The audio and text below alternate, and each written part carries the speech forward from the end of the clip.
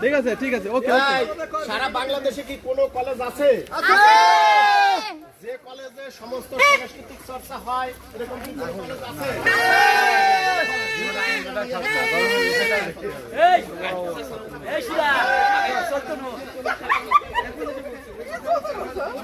এবারে